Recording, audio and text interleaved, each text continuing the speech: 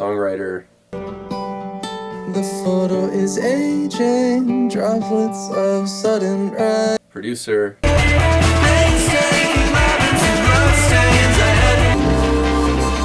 composer,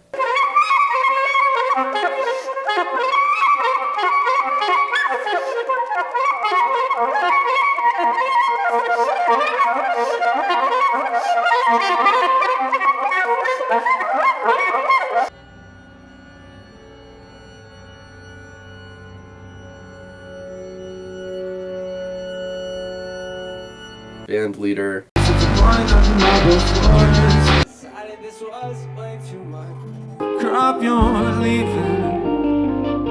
recording studio honcho,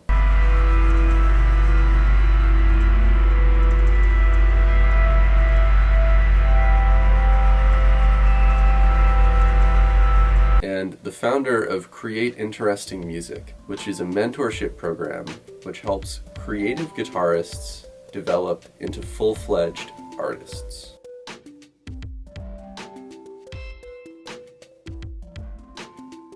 I mostly was just recording after I talked to you yesterday. How are you? Doing all right.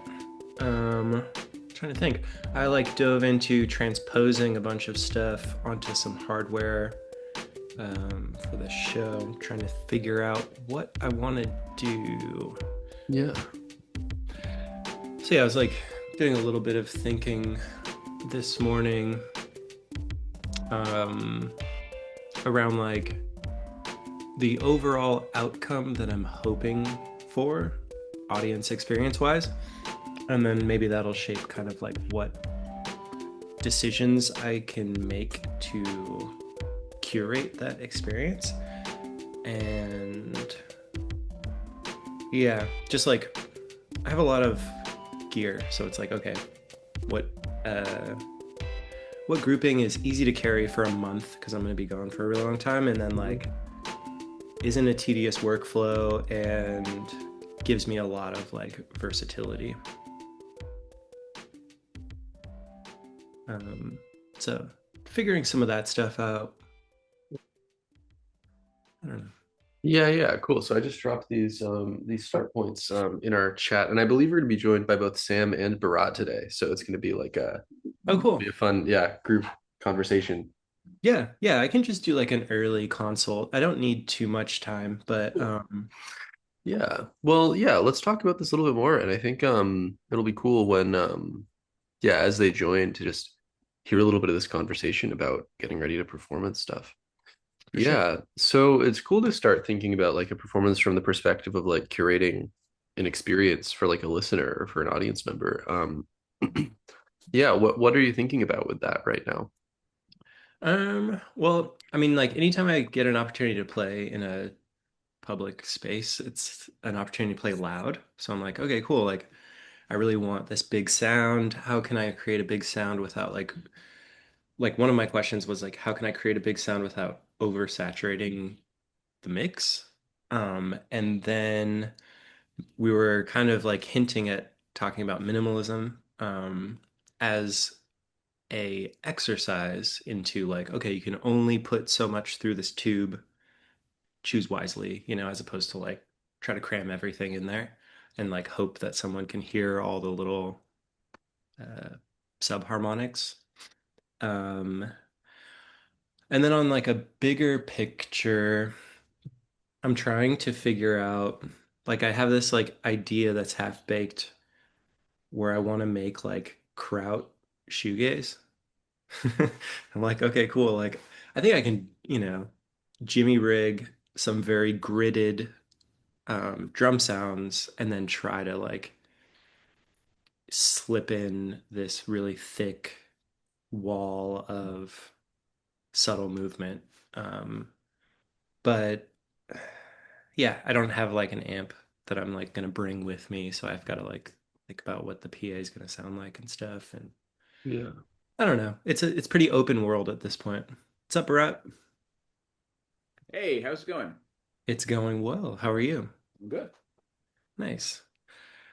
We were just catching up. I have a show in 3 weeks or something, 2.5 weeks. Oh, cool. So I'm trying. I don't really have a set, so I'm not going to bring a guitar. So I'm figuring out how to transpose like some of the seeds of what I've written so far, polish them up, and try to create something that's like worth showing up for. Sure. Where's the set going to be? This is going to be in Washington, my hometown. Like, Oh, there's cool. a place that I've been playing for like 20 years now. Uh-huh. So it's pretty easy just to be like, hey, coming back. Can I play on Thursday? And they're like, yeah, sure. Interesting. Very nice. Yeah. Great. Yeah, so really quick, just kind of like technical question for Bharat. I had put things in the chat before you had joined the conversation. Hmm? Do you see two messages in the chat or only one? I think I sent the second one right after you joined.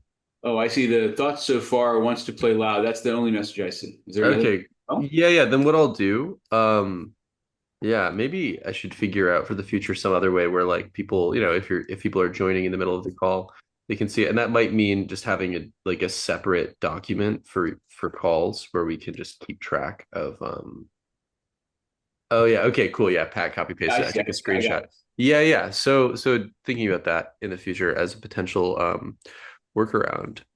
But yeah, this could be interesting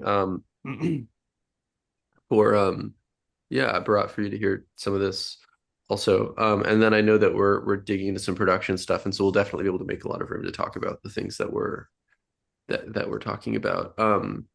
But yeah, so yeah, actually really quick, I'm just like making an agenda. Bharat, are there specific topics that you're thinking we could dig into, or should we just kind of like take the production project? Oh, we were talking about rhythm. We were talking about practicing subdividing and stuff. So, let's see here, like production and subdividing, um, for topics for today. Um, yeah, so I'm thinking spending a little bit of time going over this Pat performance thing, and then yeah, and then digging into this stuff. Yeah, with you, Bharat, would be a good way to break this up. Sure. Yeah. Okay. Um, yeah. So, okay. So, yeah, Pat, you've got this show. You're thinking about the overall outcome. You're thinking about gear, like which gear you want to bring and how you want to use it. You want to play loud, and like get like a big sound. You were thinking about creating a big sound without sort of oversaturating the mix. And then we were talking a little bit about minimalism, also a little bit the last time that we talked. So like, and one of the things you said that I thought was interesting was like making room for sort of like subharmonics so people can really hear what's going on like in the sound and hear like kind of the properties of the sound and not just like the notes that you're playing, kind of like, yeah, sound, minimalism slash negative space. Okay. And then you were also talking about this idea for this sound that's kind of like kraut shoegaze, which I'll explain quickly for Bharat. And then you were thinking about, yeah, rigging drum sounds and playing the sort of wall of sound or movement over drums. Yeah, and so just really quick for Bharat. So this idea of like in quotes, kraut shoegaze is basically there's like a genre of music that was really it mostly happened in the 70s that was called like krautrock. That was kind of one of the origins of a lot of sort of like indie rock rhythms. And it kind of started in Germany, and it was very like blocky. And then shoegaze happened a little bit later, and is known for having like really big guitars. And so this idea of like the defining idea in krautrock's just like super very like consistent beats that basically just like never change, and the band will just like play one note with a beat for like a really long time, in a way that sounds almost like very simple, often like so simple that it's almost a little bit silly, but it's actually also it can be really interesting and it can be really good. Yeah, and so I think it's this idea of like big blocky repetitive beats with these like big guitar sounds. Yeah, so so Pat, one of the things that comes to mind, so we've worked on a few sketches recently where we're kind of getting into this guitar style that you're developing. Um, yeah, so there's, I guess there's a question of live versus like pre-recorded material. Um, and so even just for like a model, if you're talking about bringing gear, it sounds like you might not just be thinking about like solo guitar, but like thinking about trying to create a bigger sound. And so like with drums, there's a question of like how to get the drum sounds. if it's just you. And so I think drum machines like might play a role in that. And so then I guess another question here is like set length. Um, and then after set length, yeah, there's a question of like drum machines versus recordings. And so by that I mean like, do you want to like have a drum machine that's doing its thing live where you're actually pressing the buttons and changing sequencers and stuff, or would you want to like have an audio track that you've made? Oh, okay, cool. We got some gear here. Yeah, so like there's that versus like having like an audio like a track or like an audio file that you've made that you're triggering. And then one of the things that comes to mind for me immediately that is maybe more like what I would do, or it's like maybe me inserting myself into it a little bit too much, but it's interesting to think about interactions between live performance with the stuff that you're actually doing on like the guitar and then um drum parts maybe that you've programmed or recorded before, and then maybe even sketches that you've made that are already recorded, but where you've kind of worked on some specific things. Like it can be really interesting if you're playing and you like hit go on like a sample or something like that of a track that you've made. Like so that would create more of like a sound like collage thing, which might not be exactly what you're looking for. But it can be that yeah, that just is one of the first things that occurs to me that uh could be interesting. So yeah, these are potential talking points. I'd love to dig into it like a little bit more. For sure. Yeah. I'm on a similar boat. So the 404 Mark II has a ton of different effects, and there's two buses. So I could have like proto pedal boards as opposed to bringing a bunch of pedals with me and then trying to like Mhm. fine tune them. And I can only, pass one channel through it unless I have Yeah. like a mixer or something. So there's a lot of power with the 404, Yeah. but I'm also like, oh, I just kind of want to do like in the spirit of kraut, like I want to just be like purely electric. I mean, there is like Noi and like guitar-based krautrock, but I think I'm more interested in like the synthesized kraut stuff. So that's more novel. Hmm. But I did have a similar thought. I was like, I could just track and chop guitar onto the 404 and then mess with it to my, own desire or whatever Yeah. and compose that way. Um, but yeah, I think I'm leaning towards electronic hardware-based sound as opposed to found sound dominating, the overall uh, experience. So maybe I think one takeaway would be like telling a story about the world that I'm trying to build, right? So like, you know, are there guitars in that world or is it just, this or that? I think that'll be a good starting point that can inform what is and is not the sound that I'm looking for. Um, And yeah, I think the other thing that I'm interested in, and you can just like send me recs because I'll probably try to cut this topic off at one and give Bharat like a half hour, 45 minutes or something. Um, Anything on like breaking the grid or like we were talking about orchestration and like having a sound that doesn't really blend. And when you work with synthetic sounds, they can really sit apart from each other and not really get along. And the grid is so strict that like little adjustments make a big difference, in making it feel more lifelike as opposed to like, oh, this is kind of just like a garage, like orchestrating in GarageBand is like very difficult, right? Because it all sounds so goofy. Yeah, yeah. And so it's like a few degrees away from that where it can sound really nice or really bad depending on a few intentional choices. Mhm. Um, Yeah. Okay, yeah, there's a lot there. Okay. And so it sounds like just so I'm getting a sense of like what the goal is for talking about this set. And it's all really interesting. It feels like what we're kind of doing right now is like defining a sound world, rather than being like, okay, we're gonna do this for 5 minutes and then this for 5 minutes. It's like kind of like a step before that, which is like big picture, what's Yeah, going on here. maybe a prompt from you to me of Mhm. what to consider Yeah, or like do a thought experiment on yeah. that will help define the choices that I can make. Totally. Yeah. Yeah, wow, this is really interesting. And also, side note, maybe in a few minutes we could just take a second and like Bharat, if you have any questions or reflections or anything like that, it'd be super cool to hear how this is sitting with you. And I'm also dropping a bunch of things in the chat that I'd love to tell you about or clarify.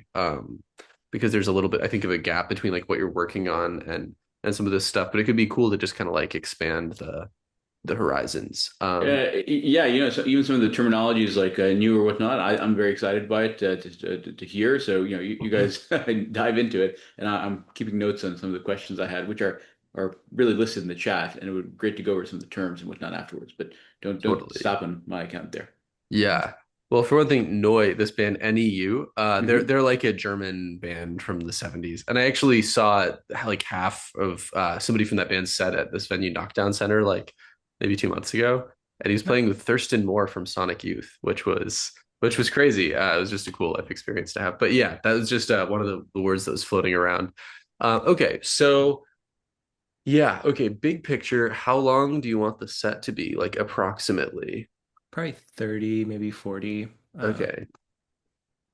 Cool. Also, I'm getting some texts from Sam who's gonna be joining us really soon. I'm just gonna say like, hey, this call is a really good one. Hopefully see you ASAP. Okay, cool. So that she knows there's some cool stuff going on. Okay. So we got 30 minutes approx.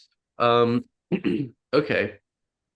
So one thing that like the kind of krautrock world is like known for is beats that go on for a really long time and don't really change.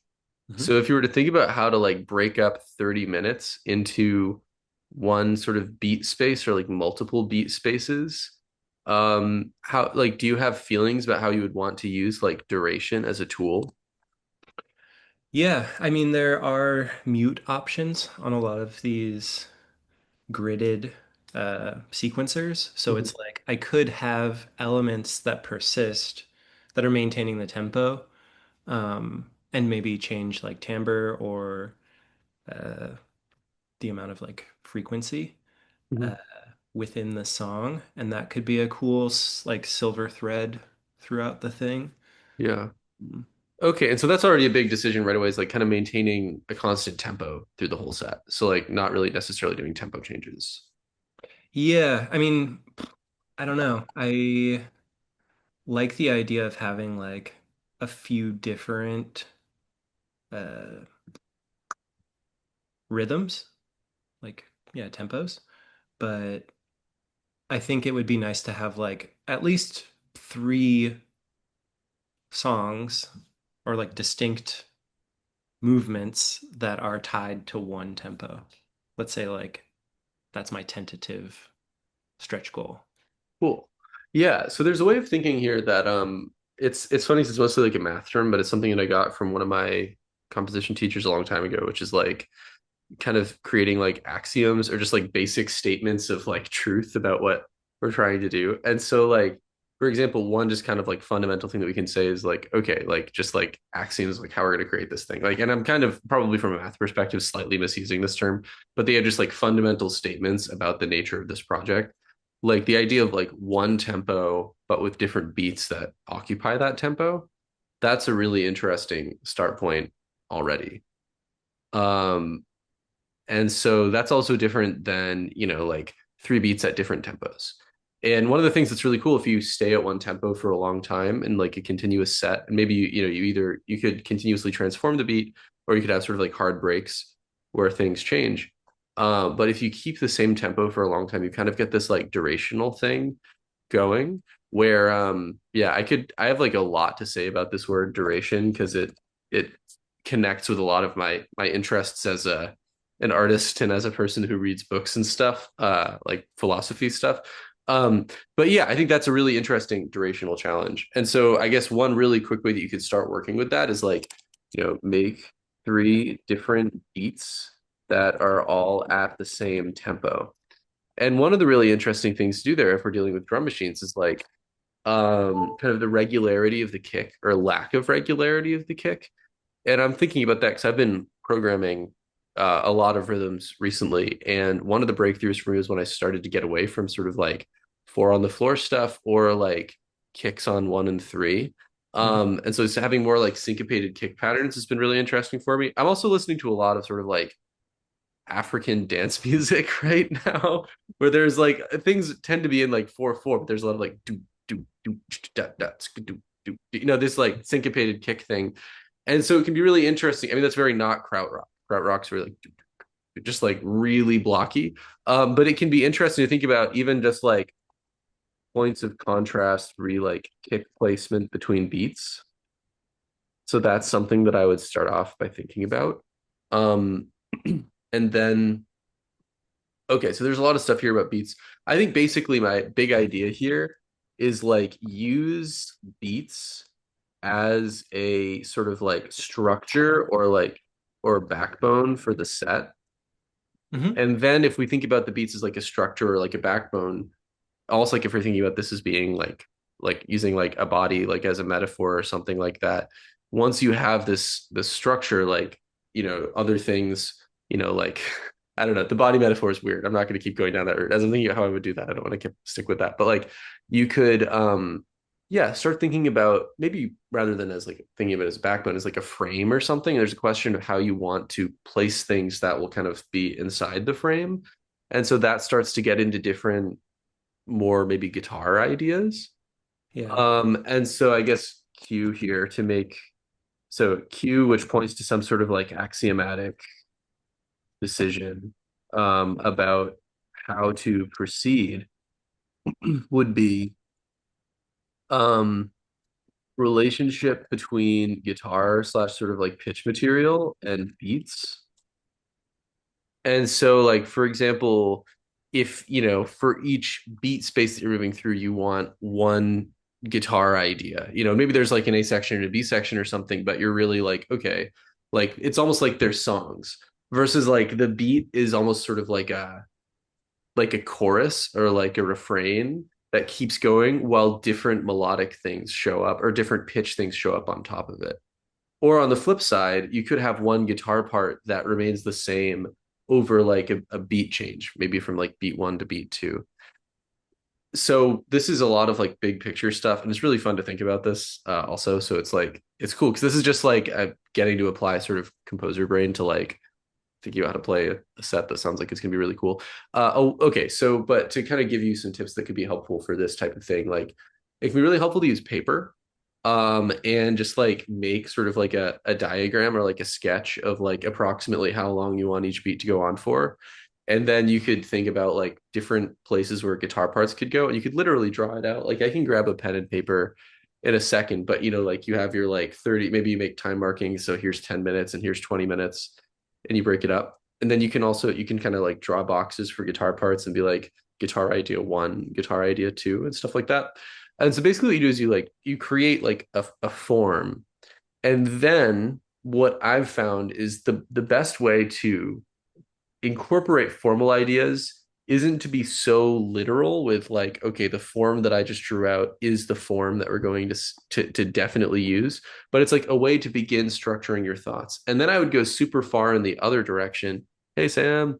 Um, so then I think I'd recommend going super far in the other direction. We're talking about playing a set. We're talking about a set that Pat's working on. I'm going to copy paste some of the stuff that I was just saying into the chat to bring you up to speed, Sam. You might be super into this. Okay, cool. Okay, so basically we have our form. We have some basic ideas about like three beats, all at the same tempo. We have some ideas about whether we want the guitar parts to like line up with the beats. So it's like three songs or like smaller guitar units or larger guitar units that might carry over a beat change. So we make some decisions about that. We draw it out. And then I'd say start trying to make stuff. And what I do when I go into this stage of like not yeah, when I go into the stage of starting to really get my hands on materials as opposed to um like thinking about form, is that often the ideas that I had about form initially are a lot more simplistic than like what's going to actually work. And so I try to just like let it be in the back of my head and make stuff that feels like it's aligned with the bigger picture goal. And at a certain point you have materials. And so this is a really cool way where like this is a cool way for like a daily sketching practice to show up or something like that, where you just make different things. And you can kind of try like you could try even like, setting up these three beats on like the drum machine and like yeah, if you can have buttons to switch between like beats that are saved or something, you could try running different versions of the set and kind of improvising with it. And then this is maybe just me inserting myself into it, but having other samples that are like guitar related things that you've done, like it could be really interesting, like not so much found sound as in like mixing in sounds of like advertisements or like water or whatever, but like sounds that are like recordings of things that you've made, being able to move between triggering those and playing live things could be really that could be really interesting. Yes, this is some big picture stuff. And actually, Pat, when I've been playing like laptop sets in the last probably 8 months or so, I think my first or more than that, 10 months. My first one was in late August, or my first one in a really long time. I was doing some version of this. It's not super beat driven, but I can send you what I was doing and kind of tell you about how I was doing it if you want at some point. So those are initial thoughts on how I would move forward. Is that like helpful? For sure. Yeah. I like the grid idea. I've like used that to study things that I like. I think it would be cool to look over some of the stuff that jumped out while you were talking was like uh first make the movie and then score the film. So it's like design the story and like Yeah. storyboard and then be like, oh, like what sounds would I insert when this is happening? Because like uh yeah, there's an interesting film if people are into like experimental horror movies called Angst. I'll put it in the chat. It was like banned in Germany at the time, but there's a really cool soundtrack on it that's like Krautrock based. So there's some ideas blossoming from here, but with a different, less scary intention. Yeah. Yeah, this gives me a lot to start with. I'm like pretty good. We can like follow up in a bit, but Cool. people time. Yeah. Awesome. Okay. So as far as structure goes, I'm thinking we could do a little bit of just like questions, like Bharat, if you have questions, and then for the rest of the call, also because we started a little bit later today. Sorry about that. And it's funny that the day that we start later is where like every like or most of the people in the program are here, people who are currently active. So that's really cool.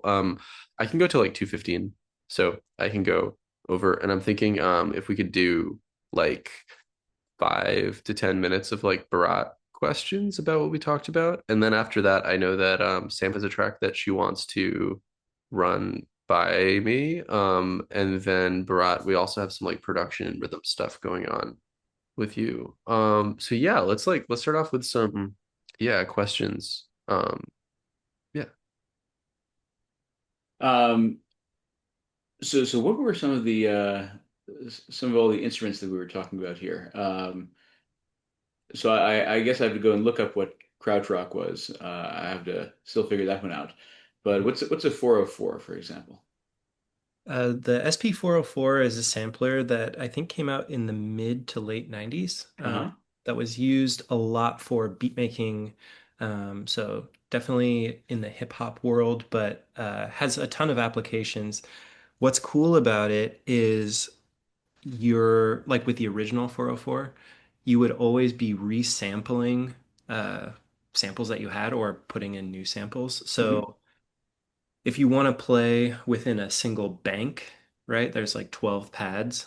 So you have to really choose what sounds you're going to put in those 12 pads, and you can uh, sequence them, Hmm. or you can just like have them running. There's like, yeah, kind of like a good amount of constructive limitation. The second iteration, the Mark II, came out in 2021 or 2022. And I had been playing the first one for a long time. So it just allows you to either import samples that you grab from other artists, or you can like just record stuff off of like freesound.org is a really cool resource. Hmm. And yeah, I actually wrote a piece of software. So the Volca sample that I referenced is a really miniature sampler that has a 16 sequence like pattern maker. And you can basically just hook up like an audio jack from your computer into the machine. And someone wrote some software that like randomly imports stuff. And then Hmm. I tweaked it a little bit and made a merge request where you can select a tag. So it's like, oh, I only want kick drums for banks 1 through 10. And then for 11 through 21, I want, bass drum or like bass guitar or something. And the way that your performance would go is that you have this equipment in front of you, and you would play the equipment basically from the samples and putting them together in different ways. And it's a more electronic performance than a like a guitar performance. Am I correct? For sure, yeah. So the model cycles is the Hmm. third one that I have, and that's an FM synthesis based sound generator. So there Uh-huh. is a drum machine in there, but everything is FM, which is frequency modulation. Uh-huh. And so you can fine tune Oh, I either see. tones or chords. And there's a ton of chords that like it gives you options for. Like I was doing like flat sus4 chords in there and stuff because I have a bunch of weird guitar uh, arrangements that I've made. So I'm imagining that I will have the model cycles running like tonal sounds and then put those through effects to kind of give that shoegaze feel. Hmm. And then I'll have like beats running on a clean channel so I can like really saturate those like crazy tones. What's an important like consideration with some of this gear is it has two outputs, like it'll have a left and a right channel, and it has panning. So I can pan drums to the left side and just have that running mono, and then pan the instruments to the right, and then like take the right out and put it through pedals or effects, and then have like this clean drum sound, but I'm still playing with everything on one board. Interesting. Lots of decisions to make. I think that's like it's the same thing with like the DAW. I think you're starting out with a DAW and it's Yeah, like that's right.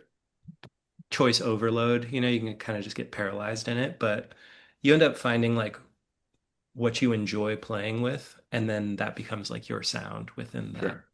world. Yeah, it's really interesting because like for one thing, I mean, you've just gotten much deeper into all of like the hardware than I have, which is really cool. It's really cool to hear about it. And it's cool that I can find ways to weigh in that are helpful for you when you're so deep into this like this set of tools. Yeah, and also I think the way that I think about this sort of also for Bharat's sake is that it's really funny, like with the way that I work with DAWs, like I'm sure there are probably an incredible number of things that you can do in Ableton that I don't know about that I've never done before. But it's like once I have my sort of my hands on like a way of working that lets me get the results that I want, it becomes more about using those to like work towards an endpoint. And so I feel like there's some period, yeah, like Sam says, like your toolkit. So it's like there's a period of time where there's some figuring it out. And then you can always add more tools if you want, but it's really nice, at least for me, to like just get to the point where like I have the toolkit and I'm an unusually like not into gear sort of person. Also I'm enjoying the presence of this cat. Yeah, and so it's just like for me, it's like when I basically add a tool when I feel like I really, really need it. And I'm feeling its lack of like being there. And I'm just like, usually it's preceded by an, oh God, I've got to figure this out now. And then it's usually actually not that bad. And it takes like half an hour or something, and then it's fine. Um, yeah, and actually, all of this is reminding me of the one of the last things that came along that really changed or was a big expansion for my sort of production toolkit, which actually happened just last week.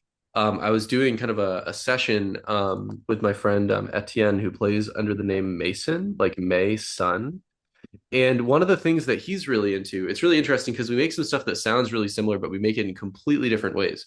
One of the things that he's really into is even when he's making like digital sound, like running it through like amplifiers and trying to like always like record the sound. So it's never just like straight MIDI or anything like that.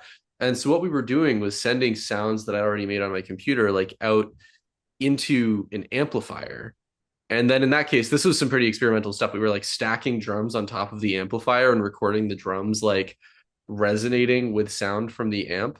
And the real benefit of that is that, like, one, this is a thing actually that relates to some of the stuff that Pat was saying also, which is like you were talking, Pat, about like electronic sounds not blending.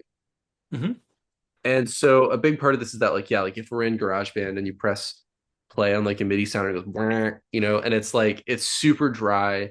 And then, but if you were to play that same sound in an amplifier in a room and it's colored by the amplifier and the sound is also colored by the sound of the room, it'll sound so much more like something that we might want to hear. Because like a lot of MIDI presets on their own can be pretty like ridiculous or like pretty like they sound like they're from like the planet, like the preschool planet or something like that, where it's just so like it's like the color red. It's like it's super. I don't know how to like. And Bharat, I can like show you some stuff and explain what I mean. But there's a big question of like how do we get these things to blend together? And so one of those things is like when things are actually in a physical room, the room will just make them blend because there's reverb. Not always perfectly, but it's a big step. And also, I've found that lining things out through amps, especially tube amps, goes a long way. And this is a Brian Eno thing. Oh, cool. Art of Noise, James Ferraro. I don't know this. I'm gonna take a screenshot of that. Yeah, tube amps. Okay, yeah, yeah. So is that a what is a tube amp? Yeah, no, it's funny. This actually perfectly dovetails into stuff I potentially want to talk about on my track too. So, Cool.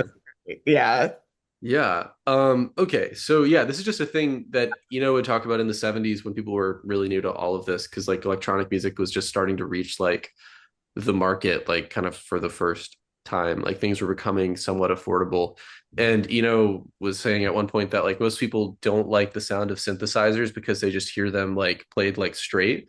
But he was realizing that if he runs them through tube amps and then they, the tube amp is going to really change the sound in ways that I'll talk about a little bit more clearly in a second. And that just makes it sound like something that people want to listen to more. And he was saying people who don't like electronic music like my music because I run my synthesizers through tube amps. And so that's really interesting. And so one of the things that's going on with like a tube amp is that it's a physical object. And like I'm not enough of a gearhead to really get into exactly how this works, but basically with amplifiers, there are like the kind of the tube amplifiers, which is what amps were. It was the only sort of amp really up until like the 80s. And then this other type of amp came along, The which is MOSFET amp, the one more time, solid state or a MOSFET. MOSFET. Yeah. I don't think I know about this. Like spelled like this? MOSFET. Yeah, I think from Yeah. my Oh, electrical interesting. engineering days. Whoa, that's cool. Wow. Yeah, that's a whole other perspective going on here. That's really cool. Yeah, and so basically solid state amps are like electronic amplifiers that digitally like semiconductors. Yeah, wow, we've got like three people with different types of engineering experience and like one like guitarist. Yeah, this is really cool. Yeah, so yeah, solid state amps are basically like digital and they recreate the sounds of tube amps, but they like digitally recreate it. And that can get you pretty far, but I think there's a certain like if you hear a solid state amp versus a tube amp and you hear like a really nice tube amp or a really classic tube amp, it's going to sound like a different level of just like good. Like the sound, it's like it's difficult to explain without like being able to just like A B compare them, although there are probably YouTube videos that do that.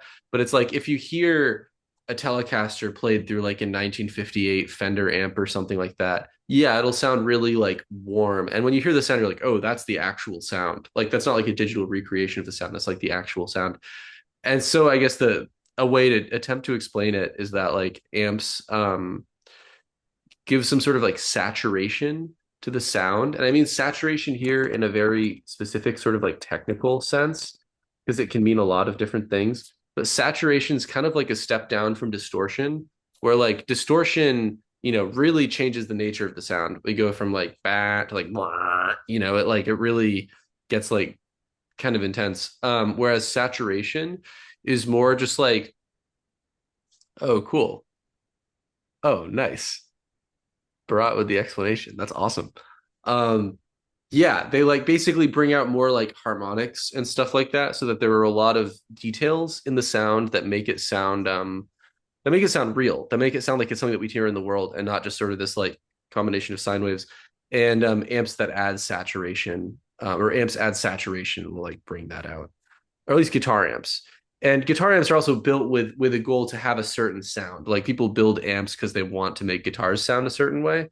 And so the difference between this and like a bass amp or something, or like a PA, is that those like a bass amp usually is not about changing the sound so much. It's about just giving really predictable like low end frequencies, you know, and then a sound system also isn't going to like color the sound in the same way. I guess sound systems don't usually use tubes. I've never heard of a tube based sound system, but this is my very like non-technical explanation as somebody who's used a lot of tube amps, but I've never really learned the science of it. But anyway, yeah. So just really quick, Pat, with the synth stuff, it's like if you're running it through amplifiers, that's already going to go a long way. And if you're sort of if you're working with sounds that you know you're going to trigger later, you can also sort of like print the sound by like running it through an amplifier or something like that, or like a preamp, and then lining that back into something where you can record it. Or you could put mics on it, play the sound out through the amp and record it through the mics. And then that'll just add a lot of little things that'll bring it away from this sort of like artificial, totally like synthesis space where everything's just like a combination of sine waves, and bring it to a space where we're really hearing, you know, like yeah, just a sound that's more like kind of saturated and like warm. With something like guitar lessons, like I want to play that Robert Fripp solo, or like this is the sound I'm going for, versus with this class, it's more about finding your sound, which I think is extremely important if you're trying to create like meaningful music that connects with people, but also with yourself. Like none of us are blank slates. Everybody coming into this course identifies in some way or another as an artist or a musician who, again, hasn't necessarily unlocked what they want to unlock. I'm currently opening up a limited number of 45-minute strategy calls. On the calls, we're going to 1, get serious about your goals, 2, identify what's holding you back, and 3, make a roadmap together for how you can move forward and really achieve those goals. And after that, if it's a fit, we'll talk about working together. So if you're ready to grow as a guitarist, as an artist, and maybe even as a human being, there should be a little button below where you can click to book a time. So bring your story and we'll do the rest together. See you soon.